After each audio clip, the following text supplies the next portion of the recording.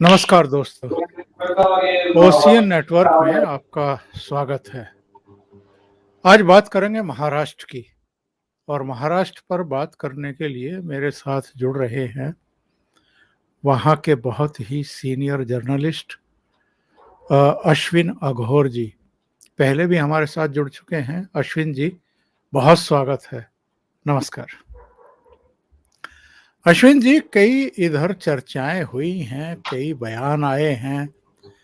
इन बयानों के कोई मतलब हैं या नहीं हैं, या ये बयान सिर्फ पोजीशनिंग के लिए हैं या शिगुफा भर हैं, इनके पीछे मकसद क्या है, मंशा क्या है, ये आपसे समझने की कोशिश करेंगे। शरद पवार को अगर हम सबसे पहले लें तो शरद पवार ने एक बयान दागा है पिछले सप्ताह, अभी बल्कि 3 दिन पहले ही, कि पता नहीं एमवीए रहेगा या नहीं रहेगा, अभी तो है। तो शरद पवार जैसे सीनियर नेता को ये बयान देने की जरूरत क्यों पड़ रही है? और पिछले दिनों उद्धव ठाकरे की और उनकी मुलाकात भी हुई थी। जाहिर है वो केवल चाय पीने के लिए तो नहीं हुई होगी। कुछ मुद्दे हैं जिन पर एमवीए में कुछ रस्साकसी चल रही है, मतभेद चल रहे हैं, चाहे अदानी का मसला हो या कुछ दूसरे मसले हों। तो हो क्या रहा है? एमवीए रहेगा नहीं रहेगा, या ये एक प्रेशर टैक्टिस है शरद पवार की? सर, जब शरद पवार ये कहते हैं कि 2024 के चुनाव में हम लोग अलायंस में, मतलब एज एमवीए 2024 के चुनाव लड़ेंगे, इसकी मैं अभी गारंटी नहीं दे सकता, पता नहीं क्या होगा। इसका मतलब ये है कि महाविकास आघाड़ी टूट चुकी है। There is nothing called MVA as of today. क्योंकि ये बात शरद पवार जी ने एक पहली बार नहीं कही है, इसके पहले भी उन्होंने ये बात कही है। जब उन्होंने एनडीटीवी को एक इंटरव्यू दिया था, उसमें उन्होंने ये कहा था कि यही बात उन्होंने कही थी कि हम लोग आज तक हमने सारे चुनाव महाविकास आघाड़ी के बैनर के अंडर लड़े हैं, लेकिन भविष्य में हम ऐसा करेंगे इसकी कोई गारंटी नहीं है। बात दरअसल ये है कि शरद पवार के सामने आज के तारीख में 2 सबसे बड़े चैलेंजेस है, ऐसा मैं मानता हूं। सबसे पहला और सबसे बड़ा चैलेंज ये है कि भतीजे ने जो हड़कंप मचा रखा है उनकी पार्टी में, और उनकी पार्टी हथियाने का जो एक काम उन्होंने शुरू कर दिया है अजित पवार ने, उसकी वजह से शरद पवार बहुत डिस्टर्ब होंगे। ये तो नेचुरल है, ये तो लाजमी है। क्योंकि देखिए, शरद पवार चाहते हैं कि उनके बाद उनकी बेटी पार्टी की कमान संभाले, लेकिन पार्टी के ज्यादातर नेता और कार्यकर्ता ये नहीं चाहते। वो सुप्रिया सुळे के हाथ के नीचे काम नहीं करेंगे, क्योंकि उसमें कैपेसिटी नहीं है, उनकी उतनी क्षमता नहीं है। तो शरद पवार जी के सामने सबसे बड़े चैलेंजेस है, एक तो अजित पवार को कैसे हैंडल किया जाए, और सुप्रिया सुळे के फेवर में नेता कैसे खड़े किए जाए अपनी पार्टी के। ये प्रायोरिटी हो जब शरद पवार की है, तो वो महाविकास आघाड़ी का क्या होता है इससे उनको कोई लेना देना नहीं है। क्योंकि देखिए, महाविकास आघाड़ी बनी थी कांग्रेस, एनसीपी और शिवसेना, 3 पार्टीज के मिला के महाविकास आघाड़ी बनी थी। उसमें से उद्धव ठाकरे का जो गुट है, वो तो आज कोई पॉलिटिकल पार्टी भी नहीं है। उनके पास ना खुद का नाम है, ना खुद का कोई सिंबल है, ना कुछ है। आज उद्धव ठाकरे को अगर हम एक बाहरी थर्ड पर्सन के हिसाब तौर पर अगर हम देखेंगे उद्धव ठाकरे और उनके गुट को, तो वो कोई पॉलिटिकल पार्टी ही नहीं है। उनके पास अभी ये सब खड़ा करने का उनके सामने बहुत बड़ा चैलेंज है। तो ये इस सब बैकग्राउंड में उद्धव ठाकरे शरद पवार के लिए एक बहुत बड़ी लायबिलिटी बन चुके हैं, और शरद पवार कभी कोई लायबिलिटी अपने कंधे पे लेके घूमते नहीं, चाहे वो खुद का भतीजा हो या दोस्त का भतीजा हो, किसी को कंधे पे लेके घूमते नहीं। इस वजह से शरद पवार जी ने एक इंडिकेशन दे दिया है कि महाविकास आघाड़ी खत्म हो चुकी है। अब महाविकास आघाड़ी जैसा कोई बचा नहीं है महाराष्ट्र के पॉलिटिक्स में। आने वाले चुनाव में कांग्रेस और एनसीपी, इन दोनों का अलायंस हो सकता है, क्योंकि वो नेचुरल अलाइज है। लेकिन उस अलायंस में अब उद्धव ठाकरे की कोई जगह नहीं है, यही शरद पवार कहना चाहते हैं।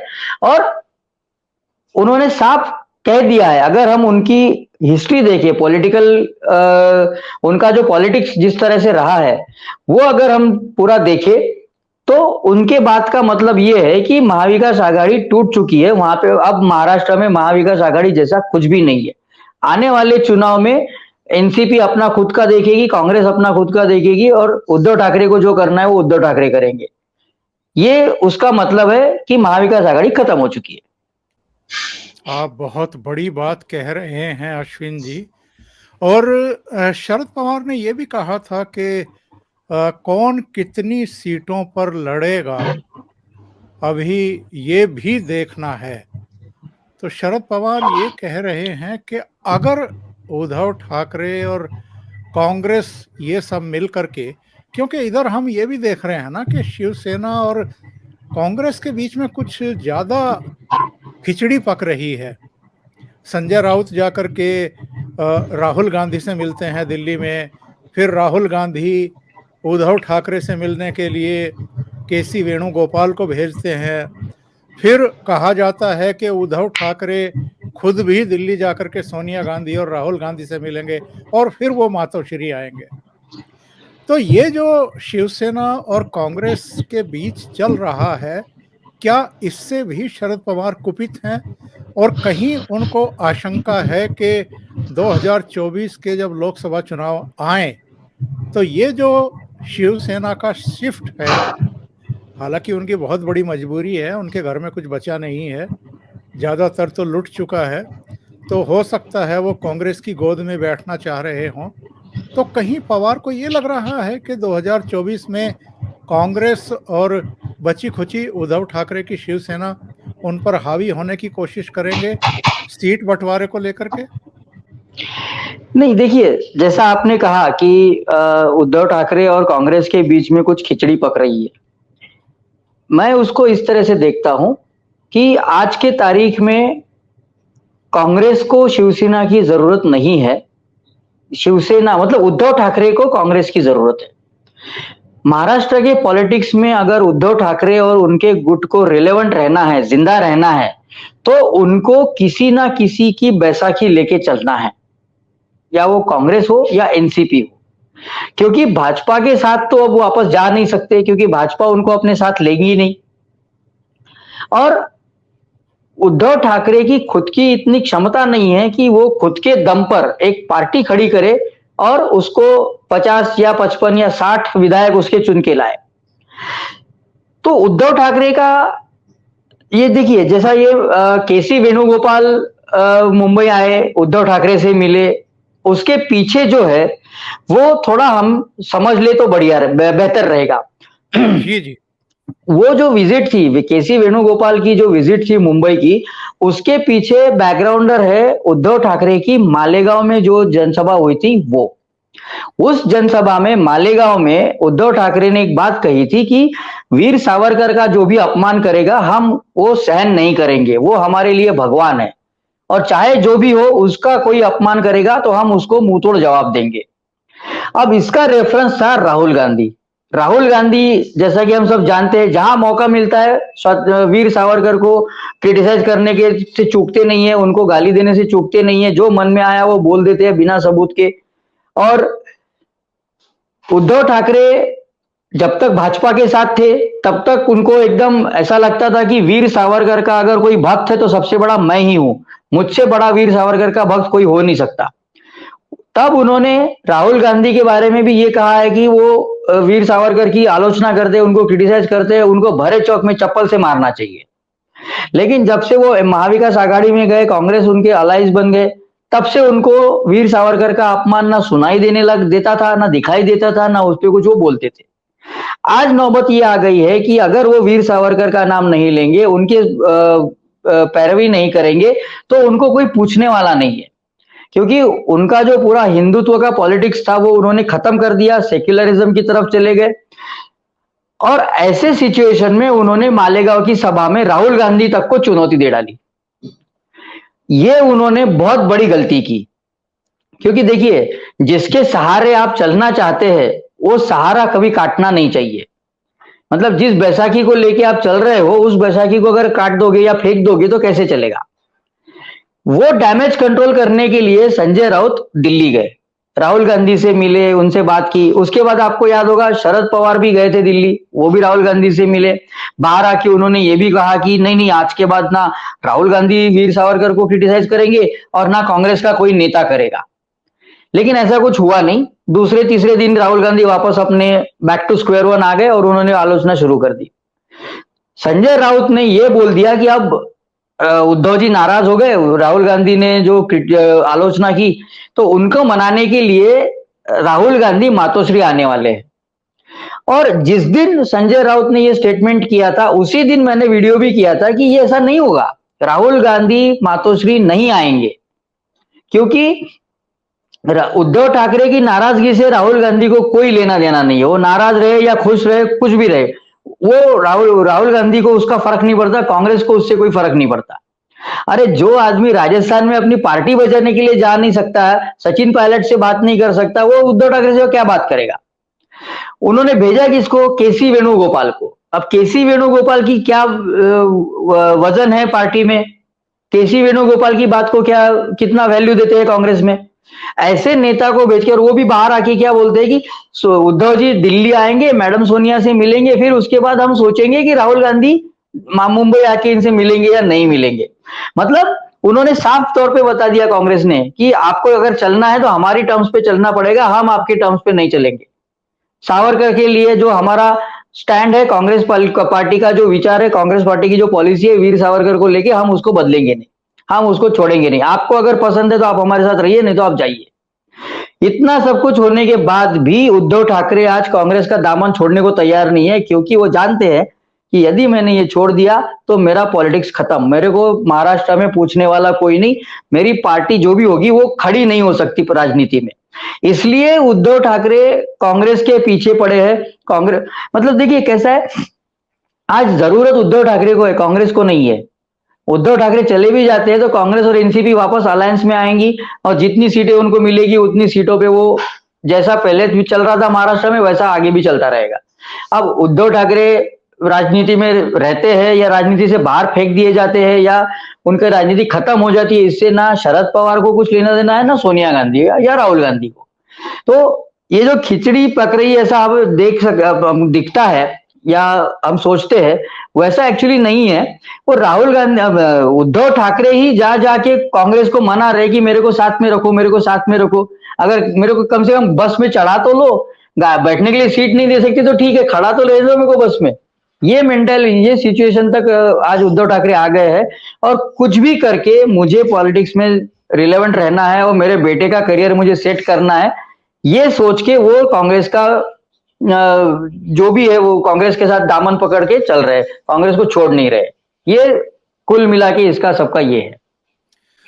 और चाचा भतीजे में क्या चल रहा है, क्योंकि शरद पवार का जो बयान आया है अजित पवार का नाम लिए बिना कि अगर किसी को जाना है तो जाए, पार्टी एकजुट रहेगी, पार्टी का विचार क्लियर है, सब एक विचार के हैं। इसका क्या मतलब निकाला जाए? क्या अजित पवार से वो पल्ला झटकने के चक्कर में आ गए हैं, मूड में आ गए हैं? नहीं, देखिए कैसा है, अब शरद पवार की उम्र जो है 80 प्लस हो चुकी है। इस सिचुएशन में उन्होंने आज तक की जो राजनीति की है उसमें उन्होंने यही किया है ना, इसकी पार्टी तोड़ो, उसका घर तोड़ो, शिवसेना तोड़ के छगन भुजबल और उनके साथ के वाले साथ जो भी 12-15 विधायक थे उनको कांग्रेस में लेके आ गए। गोपीनाथ मुंडे जी का घर तोड़ के भतीजे को अपने साथ ले आए। आज वही नौबत उन पर आ गई है। तो वो ये दिखाना चाह रहे हैं कि मैं अभी भी नहीं डरा हूं, मैं डरता नहीं किसी से, मैं शरद पवार हूं, चाहे मेरी उम्र कुछ भी हो जाए, मैं फिर से मेरी पार्टी खड़ी कर सकता हूं।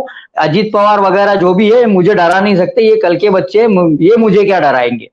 तो ये सब दिखाने के लिए उनका चल रहा है। अगर मान लीजिए कल को अजित पवार कुछ अपना अलग सोचते हैं तो सबसे पहले सारे के सारे विधायक उनके साथ चले जाएंगे, क्योंकि वो जानते हैं कि शरद पवार के बाद अगर सुप्रिया सुळे पार्टी की अध्यक्ष बनी या पार्टी की कमान उनके हाथ में चली गई तो वो लोग वहां पे काम नहीं करेंगे।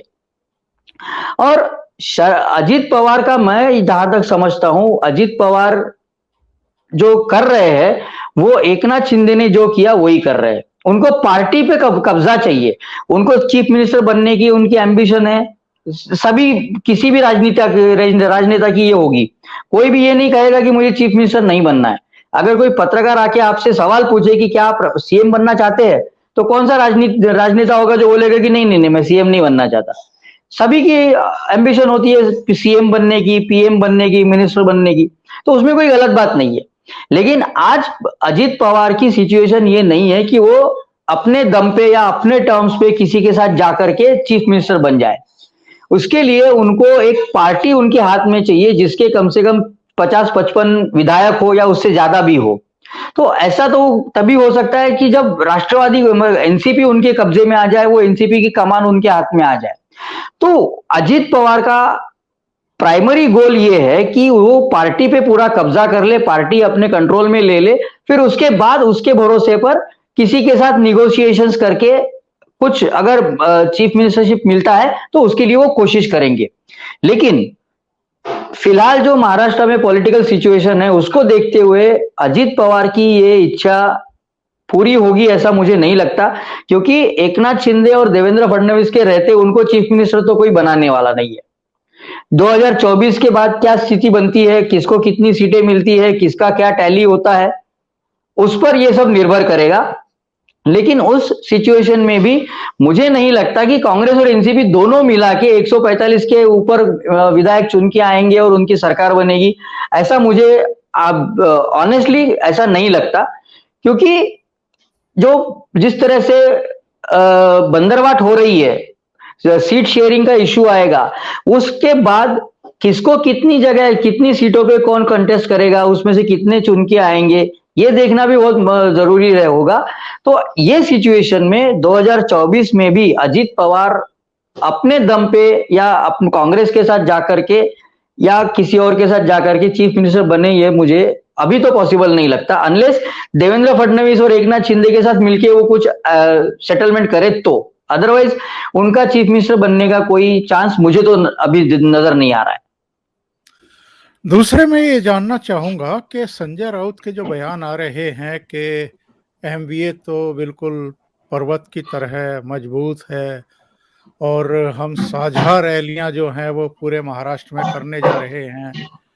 जिस रैली का आपने जिक्र किया मालेगांव की, वहां क्या शरद पवार थे और कांग्रेस के नेता भी थे? और अभी जलगांव में जो उद्धव ठाकरे की सभा हुई है, क्या बाकी दोनों पार्टियां का कोई नेता वहां था? अभी ये कह रहे हैं कि मुंबई में कोई ऐसी रैली करने जा रहे हैं। क्या मतलब निकाला जाए इन सब बातों का? देखिए, मालेगांव में और जलगांव डिस्ट्रिक्ट में पाचोरा नाम का जो गांव है, वहां पर जो रैली हुई वो शिवसेना इनकी थी, उद्धव ठाकरे की थी, वो महाविकास आघाड़ी की नहीं थी। तो वहां पे बाकी कांग्रेस या एनसीपी के नेता आने का कोई औचित ये नहीं है, सवाल ही नहीं है। और जहां तक बात संजय राउत की है, वो जो बोलते हैं कि महाविकास आघाड़ी इंटैक्ट है, हम मजबूती के साथ खड़े हैं, वो तो ये भी बोलते थे कि हमारी सरकार 25 साल चलेगी, 25 साल तक हमको कोई हिला नहीं सकता यहाँ से। गोवा में भी हम महाविकास आघाड़ी का एक्सपेरिमेंट करेंगे, गोवा में भाजपा को सत्ता से हटाएंगे, फिर धीरे धीरे करके पूरे देश में जाएंगे। उनके बयान को सीरियसली लेना नहीं चाहिए, ऐसा मेरा मानना है। क्योंकि क्या है, रोज सुबह 9 बजे उनके घर के बाहर मीडिया वाले पहुंच जाते हैं माइक और कैमरा लेके, उनको देख के इनके ख्याली पुलाव पकाना शुरू हो जाता है और वो जो बोलते हैं वो दिन भर लोग चलाते रहते हैं, तो इनको ऐसा लगता है कि मैं कितना बड़ा नेता बन गया।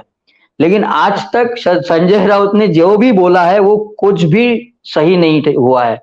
ना उनकी सरकार 25 साल तक चली, ना गोवा में उनकी सरकार आई, ना ये महाराष्ट्र की सरकार गिरी, शिंदे फडणवीस की सरकार गिरी। अब उन्होंने एक नया निकाला है कि डेथ वारंट पे साइन हो गया है। अरे काहे का डेथ वारंट? मतलब क्या आपको कोर्ट का जो वर्डिक्ट आने वाला है वो आपको पहले से ही दिखा दिया गया है? आपने पढ़ लिया है क्या उसको? आप ये कैसे बोल सकते हो? तो ये सब बातें हैं। संजय राउत को इतना सीरियसली लेना चाहिए ऐसा मुझे नहीं लगता, क्योंकि उनकी बातों में कोई दम नहीं होता है। वो अगर सही में कहा जाए तो बचकानी बातें करते हैं, और पूरा उद्धव ठाकरे का और संजय राउत का जो पॉलिटिक्स है वो ऐसे चाइल्डिश पॉलिटिक्स टाइप का है, और उनके फॉलोअर्स को वो अच्छा लगता है तो वो करते रहते हैं। उसमें उसमें ज्यादा सीरियसली लेने की जरूरत नहीं है। मुझे तो ऐसा लगता है कि संजय राउत पे बात करके हम लोग अपना समय बर्बाद कर रहे हैं और कुछ नहीं। दूसरे मैं ये जानना चाहूंगा कि रत्नागिरी में जो प्रोजेक्ट रिफाइनरी का आ रहा है, पहले तो उद्धव ठाकरे उसका समर्थन कर रहे थे, चिट्ठियां लिख रहे थे प्राइम मिनिस्टर को, अब विरोध क्यों कर रहे हैं? देखिए, अब ये जो रिफाइनरी का प्रोजेक्ट है, ये अगर बनता है तो ये एशिया का सबसे बड़ा प्रोजेक्ट होगा, ग्रीनफील्ड प्रोजेक्ट होगा, और इसमें कई लाख लोगों को नौकरी मिलेगी। ये प्रोजेक्ट पहले रत्नागिरी डिस्ट्रिक्ट में ही नानार करके एक गांव है, वहां आने वाला था। वहां पे इन्होंने विरोध किया, फिर वहां से फिर उसकी जगह चेंज हुई। अब बारसू नाम का जो विलेज है वहां पे वो जाएगा। आज उद्धव ठाकरे के पीआरओ ने सबको एक स्टेटमेंट भेजा है, सारे पत्रकारों को एक उद्धव ठाकरे और आदित्य ठाकरे का स्टेटमेंट भेजा है कि एनवायरमेंट को नुकसान होगा, एनवायरमेंट का डिग्रेडेशन होगा, कोकण में जो हापूस आम की कल्टीवेशन होती है, कैशू नट का कल्टीवेशन होता है, उस पर इसका गलत असर पड़ेगा, वो बर्बाद हो जाएगा, आम बर्बाद हो जाएगा, काजू बर्बाद हो जाएगा, तो इसको आप परमिशन मत दो। लेकिन जब सीएम थे उद्धव ठाकरे, तब उन्होंने एक लंबी चौड़ी चिट्ठी लिखी थी प्रधानमंत्री को, जहां जैसे उन्होंने इसको विरोध करना शुरू कर दिया, वो चिट्ठी भी सोशल मीडिया में आ गई। उसमें तो बहुत लिखा था कि ये प्रोजेक्ट कितना जरूरी है महाराष्ट्र के लिए, इसमें इतने जॉब्स बनेंगे, इतना सब कुछ होगा, जीडीपी इतना % बढ़ेगा महाराष्ट्र का, तो इसको करना चाहिए, आप इसको अप्रूवल दीजिए, हम लोग इसको एग्जीक्यूट करेंगे वगैरह वगैरह। और आज उसको वो विरोध कर रहे हैं। इसके पीछे इनका ना पर्यावरण का प्रेम है, ना इनको एनवायरमेंट से कुछ लेना देना है, ये खाली पॉलिटिक्स है और कुछ नहीं। ये लोग जो नानार में जब ये आने वाला था प्रोजेक्ट, उसका विरोध कर रहे थे, जब सत्ता में आए तो इन्होंने क्या किया ये बहुत कम लोग जानते हैं। इन्होंने क्या किया कि जो वहां के लोकल लोग थे, नानार के रहने वाले जो लोग थे, वहां पे उन्होंने एक कमेटी बनाई, समिति बनाई थी, नानार प्रकल्प विरोधी समिति, उसको अपोज करने के लिए। उसके जो मेंबर्स, 2 मेंबर्स, उनको मैं पर्सनली जानता हूं। उनको एटीएस इंक्वायरी कर रही थी उन लोगों की, मतलब एंटी टेररिस्ट स्क्वाड। जो लोग एक प्रोजेक्ट का विरोध कर रहे हैं, वो इस सरकार के लिए टेररिस्ट थे। और आज यही लोग जब सत्ता में आए, बारसों के लिए उन्होंने वकालत की, यहां आना चाहिए, ये करना चाहिए, आज उसी का विरोध कर रहे हैं। मतलब आप कर क्या रहे हो? 6 महीने पहले जो आपने किया उसका उल्टा सीधा आप उससे बिल्कुल उल्टा आप कर रहे हो। 6 महीने पहले इन द सेंस जब आप सरकार में थे, सत्ता में थे, आज उसका विरोध कर रहे हो। आप मतलब वो 3 इडियट्स में डायलॉग है ना, अरे कहना क्या चाहते हो, ये पूछना चाहिए इसको, उद्धव ठाकरे जी को ये पूछना चाहिए भाई आप कहना क्या चाहते हैं। सत्ता में जब होते तब इसको आप सपोर्ट करते हैं, सत्ता से बाहर आते तो आप इसका विरोध करते हैं। मतलब कोई एक स्टैंड पे तो रहो आप। बार बार आप वो घोड़ा चतुर करेंगे तो कैसे चलेगा? तो ये सब राजनीति है, लेकिन इनको ये समझ में नहीं आता है कि इसकी वजह से वो खुद एक्सपोज हो रहे हैं, और वो कितना अनस्टेबल है ये लोग देख रहे हैं। तो रत्नागिरी की जो रिफाइनरी है उसका विरोध आज उद्धव ठाकरे कर रहे हैं, तो उसके पीछे सिर्फ पॉलिटिक्स है, बाकी कुछ नहीं है। बहुत बहुत धन्यवाद अश्विनी जी, आप जुड़े और इतना समय आपने ओशियन नेटवर्क के लिए निकाला और महाराष्ट्र की राजनीति पर गहन विचार अपने रखे। बहुत बहुत धन्यवाद अश्विन जी, थैंक यू सो मच। धन्यवाद सर, थैंक यू।